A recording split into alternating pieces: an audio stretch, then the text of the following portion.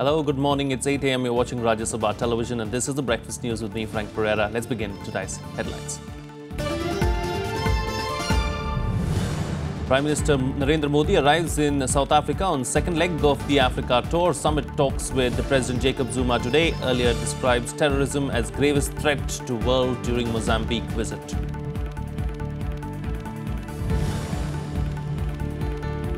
Centre rubbishes as bogus the Congress's allegation of a 45,000 crore rupees telecom scam, says CAG report pertains to UPA tenure and process of recovery from telecoms has begun.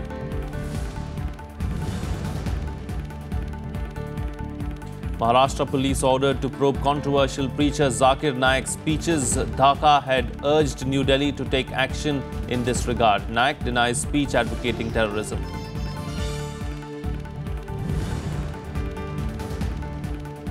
France books final berth at Euro Cup after beating Germany 2-0 to meet Portugal on July 10th.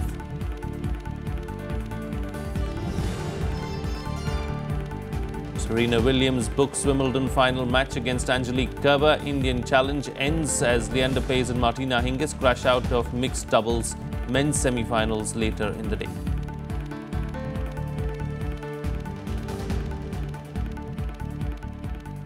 Well, let's begin with our top focus on the bulletin this morning. Prime Minister Narendra Modi arrived in South Africa as part of the second leg of his four-nation tour. On arrival, the MEA tweeted, "In the footsteps of history, Prime Minister arrives in Pretoria for the second leg of his Africa tour, and Kwana Mashabane, Minister of International Relations and Cooperation, and Lindiwe Zulu, Minister for Small Business, welcome Prime Minister to South Africa."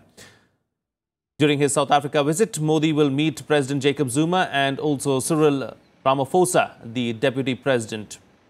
There will be a welcome ceremony for the Prime Minister, followed by talks with the President and delegation-level talks, after which agreements will be signed. Jacob Zuma will host a lunch for the Prime Minister, after which he will meet the Deputy President. Prime Minister Modi will address a meeting of South African and Indian business leaders as well. He will then head to Johannesburg, where he will meet associates of Mahatma Gandhi and visit the Nelson Mandela Foundation. Later, he will also address the Indian community. He will then leave for Durban. Prime Minister Narendra Modi held wide-ranging talks in Mozambique with President Filipe Nyusi on the first day of his four-nation tour. 3 MOUs were also signed between India and Mozambique, apart from agreements on strengthening cooperation in agriculture, healthcare, security and defence. Here's more. India and Mozambique signing 3 pacts in the field of youth affairs and sports, prevention of drug trafficking and a long-term agreement on purchase of pulses from Mozambique. The MOUs were signed after delegation-level talks and a round of restricted talks between visiting Prime Minister Narendra Modi and Mozambique President Filipe Nyusi. Mozambique was the Prime Minister's first leg of his four-nation Africa tour. Modi is the first Indian Prime Minister to visit the African country in 34 years. Later, in a joint statement, both Prime Minister Modi and President Nyusi stressed the need for stronger partnership between India and Mozambique in the years to come. Whether it is agriculture, or healthcare, or energy security, natural resources, or technology, skill development, or institution building, security, or defense, Mozambique's strengths are also the areas of India's need. And what Mozambique requires is available in India. We complement each other. A assinatura dos memorandos, dos acordos na área de redução da procura de droga e de prevenção do seu tráfico ilícito, na área da juventude, mas também na área de cooperação no domínio de produção e comercialização de feijão boi. Both leaders also agreed to bolster defense and security relations against the backdrop of rising incidents of terror. Modi described terrorism as the gravest threat facing the world today. We also want our partnership to ensure the safety and security of our people. President Nyusi and I recognize that terrorism is the gravest security threat facing the world today. It impacts India and Mozambique equally. The networks of terror are interlinked with other transnational crimes. The Prime Minister expressed commitment to share India's experiences, technology and capacity with Mozambique. He assured that India will walk every step of the way in Mozambique's march towards economic prosperity. India also handed over 30 SUVs to Mozambique, completing the delivery of $4.5 million grant assistance as part of supporting the institutions of the African country. The Prime Minister also met the President of Mozambique's National Assembly, Veronica Macamo. Later, he also visited the Center for Innovation and Technological Development and interacted with students. The Prime Minister ended his visit to Mozambique with an interaction with the Indian community. He lauded the community for keeping the essence of being an Indian intact. Bureau Report, Rajya Sabha TV. Well, 3 days after Anupriya Patel was sworn in to the Prime Minister Narendra Modi's Council of Ministers, Apna Dal, from which she had been expelled, snapped ties with the BJP, accusing it of not following the decorum of alliance. A meeting of Apna Dal was held in Lucknow, during which party chief Krishna Patel announced the decision. Krishna Patel said that the party will contest the 2017 Assembly elections. She also said that the party will organize a rally in Varanasi on August 21st to showcase her support base. This rally, she claimed, will be much bigger than those of Prime Minister Narendra Modi and Bihar Chief Minister Nitish Kumar in the past.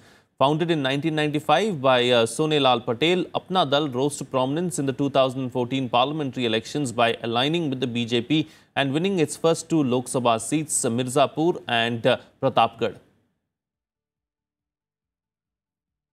Meanwhile, the centre has rubbished allegations by the Congress over a 45,000 crore rupees telecom scam. The government has said that the CAG report on which the allegation is based pertains to the UPA period from 2006-07 to 2009-10.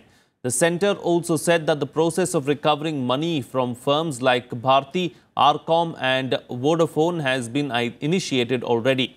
The Congress, in its allegations, has said that the Modi government was surreptitiously taking steps to protect the interests of 6 leading telecom companies which owe the money to the public exchequer. Why is Modi government not upholding the findings of a constitutional authority like CAG, instead of stalling recovery of large sums of money due to public exchequer that flies in the face of financial prudence? Who benefits from this delaying tactic? And question is why? Is this the new governance model? All the allegations are false. I understand the CAG has done some report about the Mr. Manmohan Singh regime. Okay. The matter is pending before Public Accounts Committee. I will go to Bangalore and require Delhi, and I will look into the matter. No one shall be spared. Be very clear about it. So this government is so clear about it? Absolutely clear about it. Now the news now. Union Water Resources Minister Uma Bharti said that there will be a ban on dispensing treated sewage water into the river Ganga. She also announced that the government will soon bring in a law which will prohibit industrial units to dispose polluted water into the Ganga. The announcements were made at the government's Namami Gange program that commenced in Haridwar, under which 231 projects have been launched for cleaning the Ganga. Here's more. In a bid to clean the river Ganga, the centre on Thursday launched the Namami Gange program with an estimated cost of 1,500 crore rupees. The projects were launched simultaneously at 103 locations in Uttarakhand, Uttar Pradesh, Bihar, Jharkhand and West Bengal, besides Delhi and Haryana. Under the program, 231 projects were launched countrywide, under which sewage treatment plants will be installed. Ghat construction, including the plantation of trees along the river, will also take place. A 4-battalion eco task force will also be built under the program. हम उसी प्रकार की STP को मान्यता देंगे और पैसे देंगे जो अपने सीवेज वाटर को गंगा में नहीं जाने देंगे, उसका कोई ना कोई डाइवर्सन होगा, या तो खेती के काम आएगा या अन्य किसी काम आएगा, लेकिन हम ट्रीटेड वाटर को गंगा में नहीं जाने देंगे। Union Ministers Nitin Gadkari, Uma Bharti and Mahesh Sharma and Uttarakhand Chief Minister Harish Rawat launched 43 such projects in Haridwar. Gadkari said that the government will install 60 sewage treatment plants and launch 50 other big projects under the mission later this year. दिसंबर के and तक 1142 60 STP ये पूरे काम शुरू होंगे और ये जो 50 बड़े प्रकल्प है, मैं इसमें आपको सहयोग कर रहा हूं। मैं जिम्मेदारी लेता हूं कि ये 50 प्रकल्प मार्च के पहले शुरू हो जाएंगे और इसी साल में गंगा के सभी प्रकल्पों का काम आपके नेतृत्व में शुरू होगा। Prime Minister Narendra Modi had committed to cleanse the river Ganga in 2014. Uma Bharti said that Namami Gange will achieve its objective by 2018, but its effects will be visible by the end of this year. Bureau Report, Rajya Sabha TV. Well, at least 2 people were killed due to landslide in Assam as the flood situation in the state worsened. Following the floods in Guwahati, where many areas were inundated, Assam Chief Minister Sarbananda Sonowal directed the Chief Secretary to ensure rescue and relief operations, besides providing all necessary assistance to the people. Over 1 lakh people were reeling under floods in 294 villages across Assam. Currently, the Brahmaputra is flowing above the danger mark in several areas, including Guwahati, Tezpur and Dhansiri. 23 relief camps and distribution centres in the 3 districts have been set up. Nearly 7,000 hectares of crop has been damaged in the affected districts. रात भर से बारिश हो रही थी। यहाँ पे हम लोग निकल ही नहीं पा रहे 18 घंटा से। एक ही घर में पूरे 18 घंटा से बंद है। SDRF की ग्रुप भी आके खाना दे के गई है, हम लोग को पैकेट दे के गई है सामान की। Well, let's now bring you a roundup of the, in fact, let's tell you what's likely to make news during the course of the day in our segment The Day Ahead. Vice President Mohammad Hamid Ansari will be in Nagpur today, where he will attend the 55th Foundation Day ceremony of Nagpur Nagrik Sahakari Bank as the chief guest. The function is being held at Dr. Vasantrao Deshpande Hall. Union Minister Nitin Gadkari will preside over the function, where Maharashtra Chief Minister Devendra Fadnavis will also be present.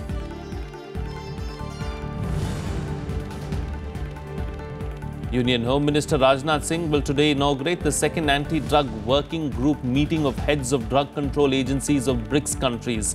The meeting is being organized by the Narcotics Control Bureau of India. Besides the delegates from the member countries, the ambassadors of the respective countries will also attend the inaugural session.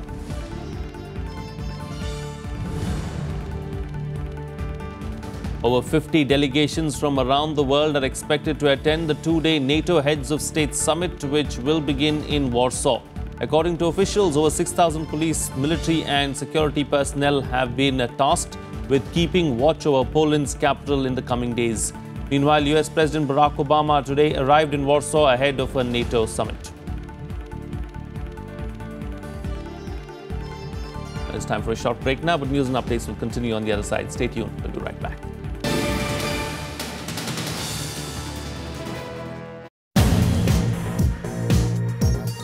Welcome to this episode of Eureka. We have with us Professor Deepankar Banerjee. After the Mars mission success, ISRO has been more and more confident and adventurous. Aditya is the first dedicated space mission from ISRO. Coronagraph essentially again allows you to study the atmosphere of the sample. Lagrangian 1 point, it's actually a position where you could look at the sun continuously. Watch Eureka with Professor Deepankar Banerjee, astrophysicist from Indian Institute of Astrophysics, only on Rajya Sabha TV.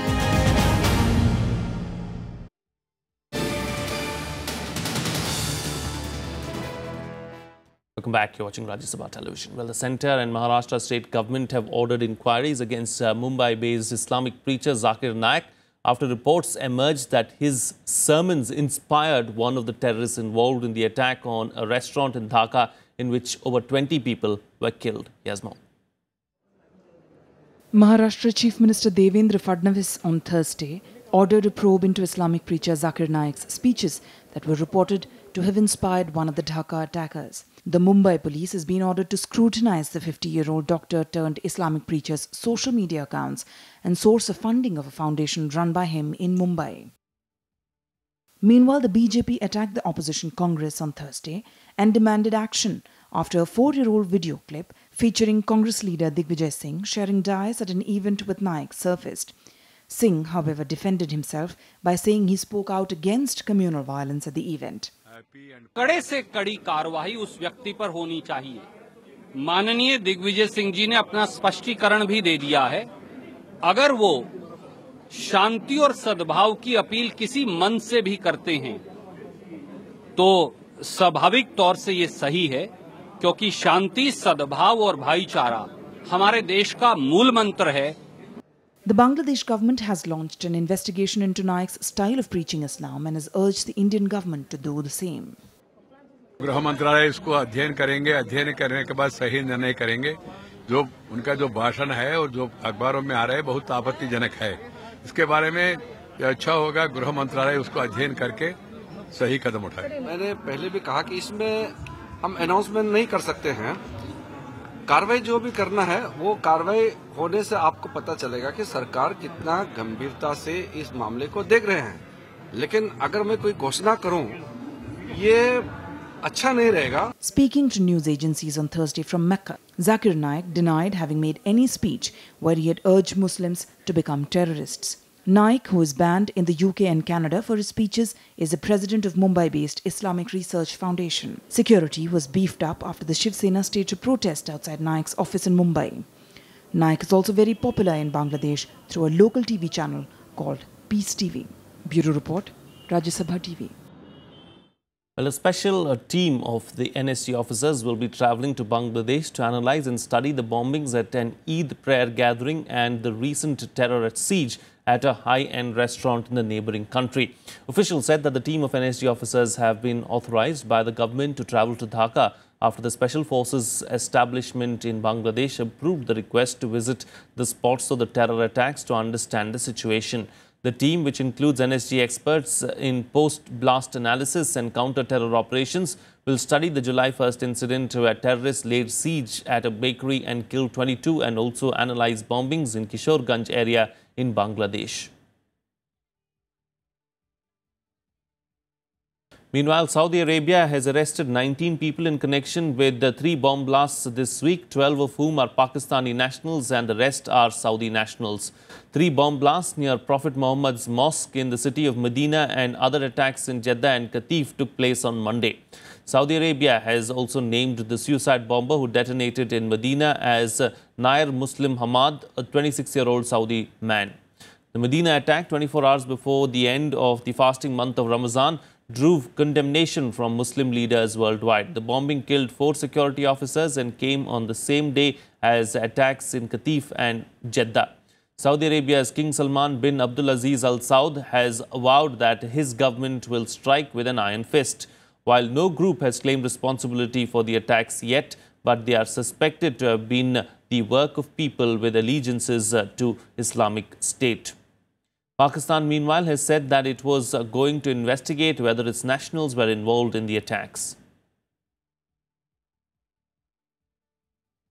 Meanwhile, at least 24 people have been injured in an explosion in a Taipei commuter train in Taiwan.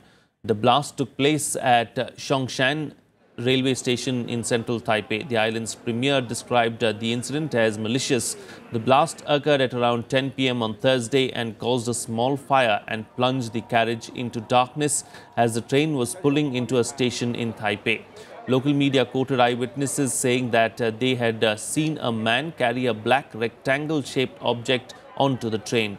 Police were reviewing surveillance footage to try and identify the man, but also said that they had not received any threats prior to the incident. The government set up an emergency task force to investigate the cause and a police probe is underway.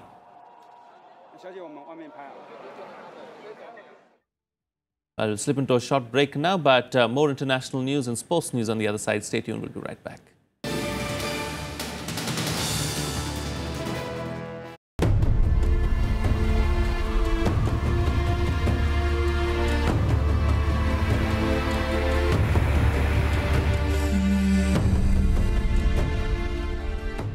ये है किबुतु, अरुणाचल प्रदेश में, भारत के मानचित्र पे बिल्कुल पूर्वी छोर पे स्थित।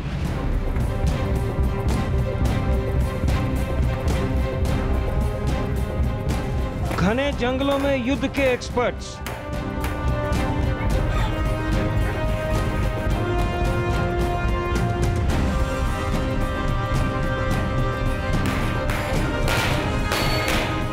आईटीबीपी का डिप्लॉयमेंट जो है विश्व का सबसे ऊंचा पर्वतों पर डिप्लॉय किया गया फोर्सेस में से है।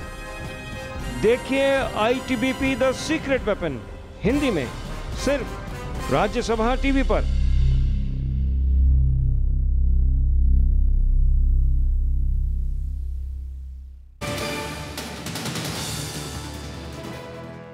Welcome back. You're watching Rajya Sabha television. Well, the race to become the next British Prime Minister is down to two women. Theresa May and Andrea Leadsom became the two finalists for the leadership of the Conservative Party after beating competitor Michael Gove in the third round of voting among members of Parliament.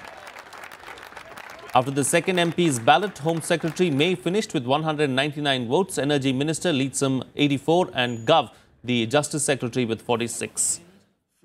The choice will now go to all Conservative Party voters in a September 9th vote. The winner will become the UK's second female Prime Minister. There had originally been 5 contenders to succeed David Cameron, with MPs voting in 2 rounds to get that number down to 2. Cameron had resigned after finishing on the losing side in the UK's EU referendum, in which there was a vote for the UK to leave.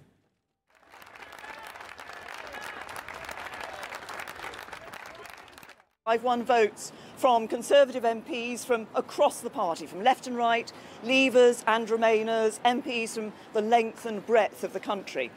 This vote shows that the Conservative Party can come together and that under my leadership it will. Feeling very positive, absolutely delighted, very grateful to my team.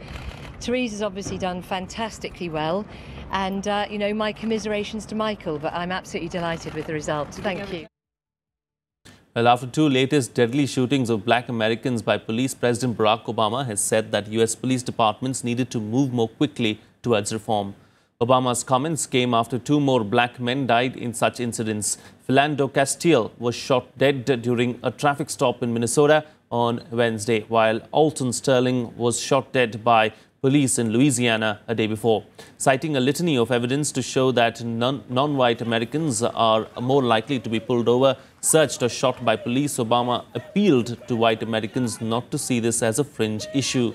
The latest incident follows a long line of controversial deaths of African Americans at the hands of the police that has ignited a national debate about the use of lethal force. Protesters marched along the streets of New York on Thursday against the latest police shootings. This is not just a black issue. It's not just a Hispanic issue. This is an American issue that we should all care about. All fair-minded people should be concerned. Well, here's a roundup of the other international news in World Wrap. North Korea has said that the new US sanctions targeting its leader Kim Jong-un amounted to a declaration of a war. It also vowed to take strong retaliatory measures. The US on Wednesday placed Kim on its sanctions blacklist, calling him directly responsible for a serious human rights abuse. Pyongyang urged Washington to withdraw them immediately, warning that the North would instantly cut off all diplomatic channels if they failed to do so.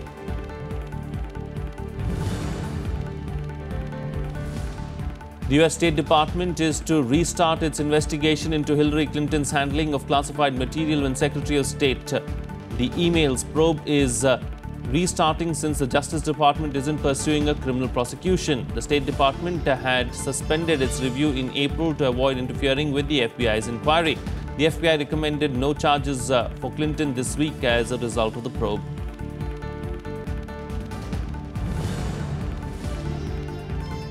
The death toll in Sunday's suicide bombing in Baghdad has risen to 292. An explosives-laden lorry blew up outside a crowded shopping center where people had been enjoying a night out after breaking their daily fast for the Islamic holy month of Ramadan. The jihadist group Islamic State has said it was behind the bombing, the deadliest in the country since the 2003 US-led invasion.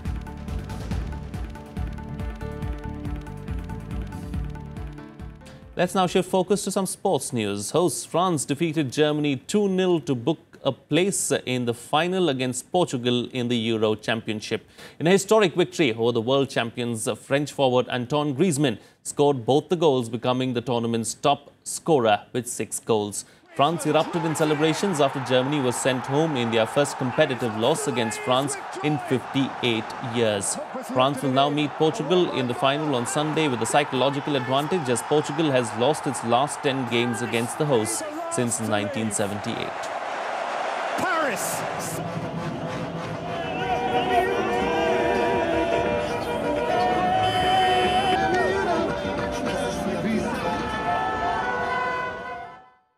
Well, after the celebrations in Paris, let's move to England now and bring you some news from Wimbledon. Serena Williams will take on Germany's Angelique Kerber in the final of the Women's Wimbledon on Saturday. In the second semi-final of the day, 4th-seeded Angelique Kerber defeated the 8th-seeded Venus Williams 6-4, 6-4 in straight sets in 1 hour and 12 minutes. Meanwhile, in the other match of the day, Serena Williams defeated Russian player Elena Vesnina 6-2, 6-0 in a one-sided affair. Serena is now 1 victory away from her record-equaling 22nd Grand Slam title. Kerber, however, would be looking to win her first Wimbledon title after beating Serena Williams in the Australian Open, which was her first Grand Slam victory. Meanwhile, in the men's draw, Swiss Roger Federer will take on Canadian big hitter Milos Raonic in the first semi-final today. In the second semi-final, local favourite Andy Murray will take on 10th-seeded Tomas Berdych from Czechoslovakia. 6-3, 7-6, 6-3. Yeah, it was.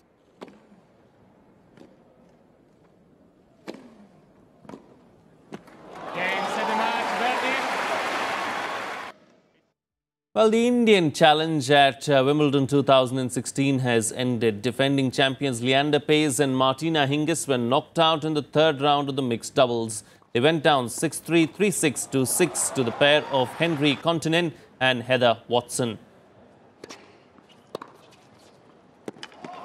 7-5, 6-1. Well, earlier, Sania Mirza and Martina Hingis were eliminated in the quarterfinals of the women's doubles, losing 2-6, 2-4 to Timea Babos and Yaroslava Shvedova. Mirza had previously lost in the second round of the mixed doubles with her partner Ivan Dojic, while Rohan Bopanna and his partner Anastasia Radionova had also been eliminated in the third round. Both Paes and Bopanna had exited the men's doubles draw with their respective partners in the second and third rounds.